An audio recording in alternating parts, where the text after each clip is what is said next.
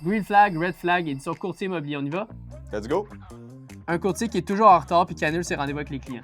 Méchant gros red flag parce que tu devrais 100% prioriser tes clients et se mobilisent aussi pour toi. Par extension, ceux qui viennent en retard également à des rendez-vous avec des agences marketing comme la mienne, ben, je les veux même pas comme clients honnêtement parce que je sais qu'ils seront pas à l'heure avec leurs clients non plus. Fait que ça vaut-tu vraiment la peine pour moi de donner plus de visibilité à quelqu'un qui est pas là pour ses clients? Pas vraiment. OK, puis celui qui donne des cadeaux à ses clients après avoir complété une transaction.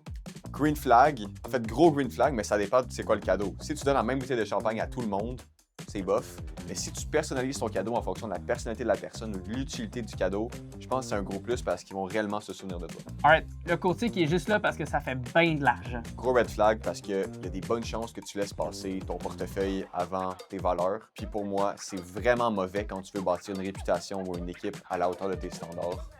Méchant gros red flag. OK, celui qui a un gros char. Quand même un green flag honnêtement parce que tu sais pour arriver là, il faut quand même que tu aies un certain succès. Donc ça veut dire que tu as un certain niveau de compétence minimale.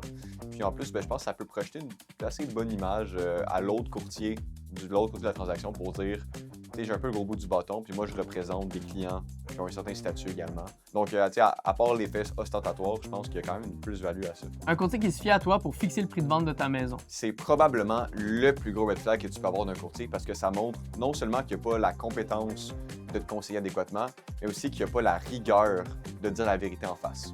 Bien souvent, de se fier au prix du client, ça témoigne d'une absence complète de stratégie. Donc, si jamais tu es courtier et tu fais ça, tu n'envoies vraiment pas le bon signal à tes clients puis tu n'es clairement pas dans leur équipe. Puis un courtier qui fait affaire avec Intralis pour son marketing.